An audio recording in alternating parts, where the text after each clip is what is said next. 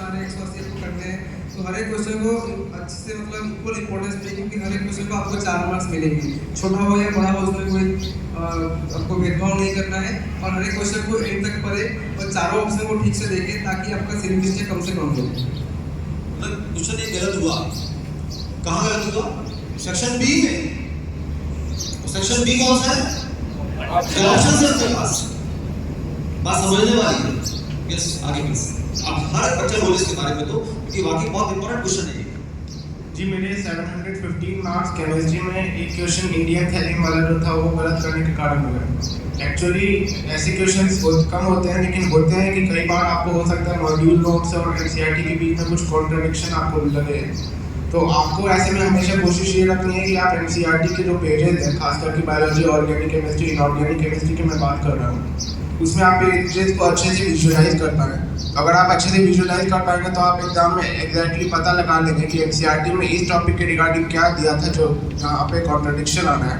तो अगर आप वैसे करके आंसर उसका लगाते हैं तो मोस्ट प्रोबेबली एनटीए भी एनसीईआरटी के अकॉर्डिंग उसका आंसर लगाएगा और वो आपका सही हो जाएगा।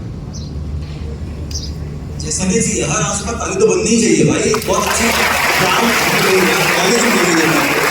वो कॉलेज जो उन्होंने गलती की है वो गलती हम ना करें, वो इम्पोर्टेंट होती है।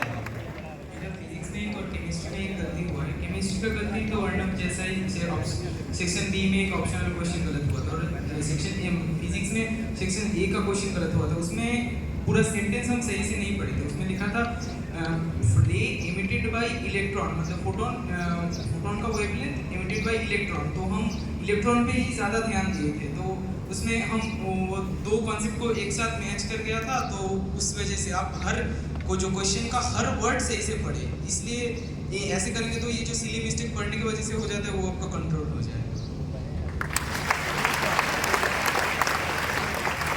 दो क्वेश्चंस गलत हुए थे, जिसमें एक बायो का क्वेश्चन था, और जो बायो का क्वेश्चन था वो बहुत ही आसान, मतलब वो एनसीईआरटी में साफ लाइन दिया था, लेकिन मेरा जल्दी की वजह से ओएमआर पढ़ने की वजह से वो एक क्वेश्चन गलत हो गया था। तो और उसके बाद रैंक भी बायो से डिसाइड हुआ है, तो बायो में मेरा काम हुआ तो उसका मुझे बहुत दुख हुआ। तो मैं आपको ये बोलना चाहूँगा कि आप मतलब आपने पेपर में टिक लगा लिया, आपको लगता है मैंने मेजर पार्ट कर लिया, ओएमआर तो मैं जल्दी कर लूँगा 5-10 मिनट के अंदर। लेकिन मैं आपको बोलना चाहूँगा कि ओएमआर के लिए आप अलग से थोड़ा एक्स्ट्रा समय दीजिए, 20 से 25 मिनट, जिससे आप ओएमआर धीरे धीरे कर पाएँ और आपको लास्ट में रिग्रेट फील ना हो कि मुझे आता था तब भी ये गलत हो गया।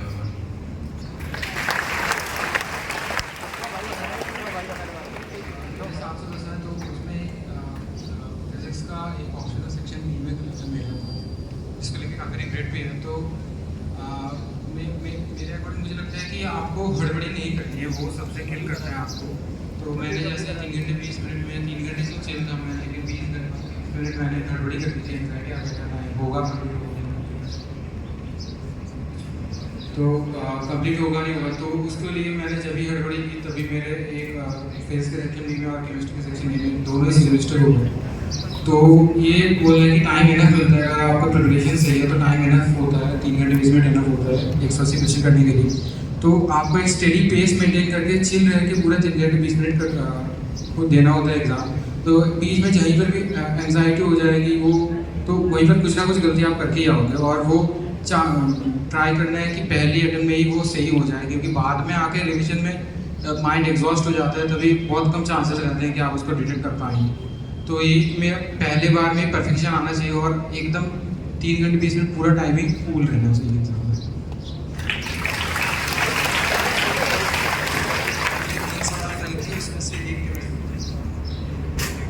मेरे 3 सवाल गलत थे, उसमें से एक केमिस्ट्री में था, वो काफ़ी मतलब इजी क्वेश्चन था, बट मैंने वहाँ पे ज़्यादा ओवरथिंक कर लिया कि एनटीए वाले ये सोच कर आंसर देंगे कि क्वेश्चन, मतलब मैं ज़्यादा उसमें सोचा कि वो एनटीए वाले क्या सोचेंगे इस क्वेश्चन को, जबकि उसको नॉर्मली कोई भी सॉल्व करे तो लगभग सारे बच्चों का वो क्वेश्चन सही है। और बाकी तो मेरे फिजिक्स में गलत थे, उसमें दोनों ही मतलब काफ़ी सिली थे। एक तो वो एक्सरे वाला ही था, और एक कार्बन वो रेजिस्टर की कलर कोडिंग होती है वो मेरा एक गलत था।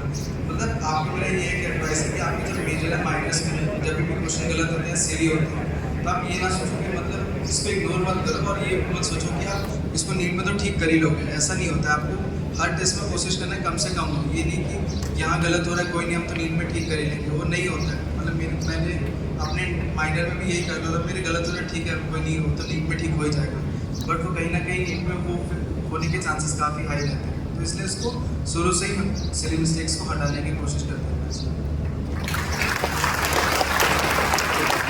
इसमें जो 4 क्वेश्चन गलत थे उसमें 3 सिली मिस्टेक थे और मैं वो तीनों सिली मिस्टेक का रीज़न मेरे चौथे क्वेश्चन का देता हूँ, जो था हीलियम वाला क्वेश्चन, जो मेरा पहले जो आंसर किया थे उससे सही था, बाद में गलत हो गया। तो एक मैं जो इसमें बोलूँगा कि जैसे शिव ने बोला कि हमको जो भी चीज़ पेपर में करनी है उसकी प्रैक्टिस पहले से होनी चाहिए। जैसे मेरे 2 साल की जर्नी में हो सकता है 2 साल की जर्नी में मैंने 2 क्वेश्चन ही छोड़े हो पूरे जितने पेपर हुए, तो ये बात मुझे लगती है कि आप ऐसा मत करिएगा। तो उस हीलियम वाले क्वेश्चन अकेले के चक्कर में मैंने आधे घंटे बैठ के सोचता रहा कि हाँ मैं सोच रहा हूँ कि कहीं से तो हीलियम उड़ के कहीं से तो आंसर मिल ही जाएगा, कि क्या करना चाहिए, एनडीए क्या मार्क करेगा। तो आप कोशिश करें कि आपके पेपर जब भी हो ना, कोई भी अगर डिफिकल्ट क्वेश्चन है, आप प्लीज़ एक आदत डालें कि मैं वो क्वेश्चन छोड़ के आगे बढ़ने की खुद में विल पावर रखूँ। ये नहीं कि मैं तो एक क्वेश्चन के पीछे लड़ता हूँ और उस एक क्वेश्चन के पीछे मैं 3 क्वेश्चन गलत करके आप मेरी तरह गलती रिपीट ना करें।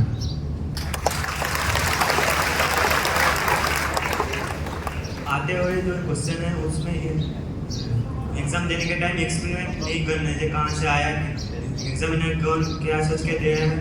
जो आते हैं क्वेश्चन है उसमें फास्ट थॉट जो आएगा मन में वही सही होगा, उसमें अगर ओवर थिंकिंग होगा तो वो गलत होने का चांस ज़्यादा है। तो इस वजह से मेरा एक ऐसा सवाल था बायोलॉजी में, वो गलत हो गया। और एक नीट का सिलेबस का हर एक टॉपिक मतलब अच्छे से आना चाहिए। मेरा एक्सरे वाला फिजिक्स का जो टॉपिक था वो मेरा छूट गया, मैंने नहीं पढ़ा, वो लेस इंपॉर्टेंट था, लेकिन इस साल वही से क्वेश्चन आ गया। जैसे इमीडिएट डायमेंशन से आते हैं ऐसे करके नीट सिलेबस का हर एक टॉपिक आना चाहिए, क्योंकि हर एक टॉपिक से क्वेश्चन आने का 100% पॉसिबल है।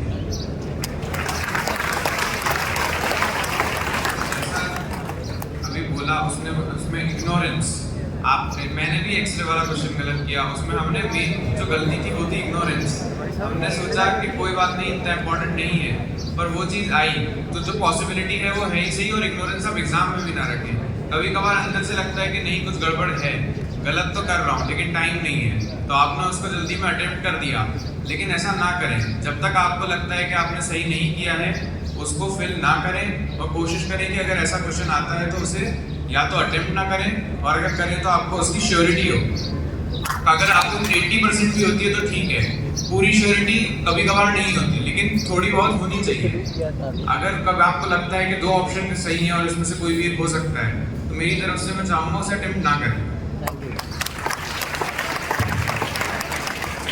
मेरा एक केमिस्ट्री का और एक फिजिक्स का गलत हुआ है। फिजिक्स का एक्सरे वाला ही गलत हुआ है, और केमिस्ट्री का कॉलेज पहुंच जाओ एक बार, तब सब फालतू बातें करते रहना, सब ढंग से सुन लो एक बार। सबके करियर की बात चल रही है, ढंग से सुनो सारी बातें, ठीक है।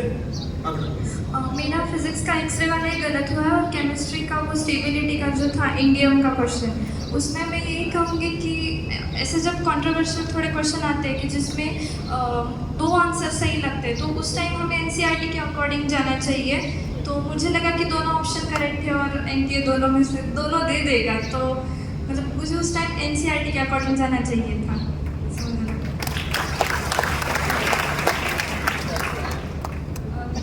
मेरी टोटल 3 क्वेश्चन गलत हुए, 2 फिजिक्स में गलत है और एक बायो में गलत है। जो बायो में गलत था, जैसे AR के आए थे तो वो गलत नहीं हुई, क्योंकि मैंने उनको टाइम दिया, क्योंकि आई न्यू कि AR जो होती है उनमें बहुत पेस मेंटेन करके उनको बहुत ध्यान से सॉल्व करना होता है। जो मेरा गलत हुआ वो सिंगल लाइन क्वेश्चन था, उसमें नॉट भी था, मैंने नॉट भी पढ़ा, मैंने क्वेश्चन भी पढ़ा, लेकिन मैंने उस क्वेश्चन को सही तरीके से अंडरस्टैंड नहीं किया, उसको कॉम्प्रीहेंड गलत किया, तो गलत आंसर मार्क कर दिया। जैसे इनपुट गलत होता है तो आउटपुट भी गलत ही आता है कंप्यूटर में। और वैसा भी होता है कि हम उन्हें आजकल क्या हो गया है कि एग्जामिनर्स को पता है कि बच्चों के माइंड में जब भी रेडियल सिमेट्री बायलैटरल सिमेट्री का आता है तो हमेशा एक्सेप्शन इकानोडर्माटा होता है। मेरा एक और कोइंसिडेंस था कि मेरे वाले कोड में इकानोडर्माटा वाज ऑन फर्स्ट ऑप्शन। सो मैंने एक गलती तो ये की कि सारे ऑप्शन देखे नहीं, पूरी इतनी ज़्यादा गट फीलिंग हुई कि इकानोडर्माटा ही है, और रेडियल सिमेट्री को बायलैटरल सिमेट्री कंप्रीहेंड कर लिया उसमें, और उस क्वेश्चन को छोड़ के सारे क्वेश्चंस को मैंने रीचेक किया। सिर्फ उस एक क्वेश्चन पे इतना कॉन्फिडेंस था कि ये मेरा कभी गलत नहीं होगा, और बाद में पता चला कि भाई ये तो गलत हो गया है। तो आजकल क्या है कि क्वेश्चन सही होने से आपकी रैंक नहीं आ रही है, क्वेश्चन गलत हो जो आपको आता है वो गलत होने से आपकी रैंक चली जाती है। सो आपको यहाँ जो भी पढ़ाया जाएगा एलएल में वो मोर देन इनफ है। तो आपको वो रिवाइज करना है और उस पर भरोसा रख के पेपर जब भी दोगे तो उस पर ये देखो कि जितना मुझे आता है is more than enough and I have to give all that in my exam, तो आपका सब सही हो जाएगा।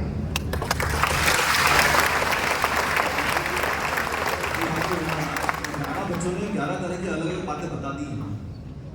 इन 11 अलग अलग बातों को हम अपनी गांठ बांध ले कि यार ये गलतियां नहीं करनी, ये गलतियां नहीं करनी हमको यार, ये गलतियां नहीं की तो अपनी परफॉर्मेंस एनहांस ही होगी। सही कह रहा हूँ भाई?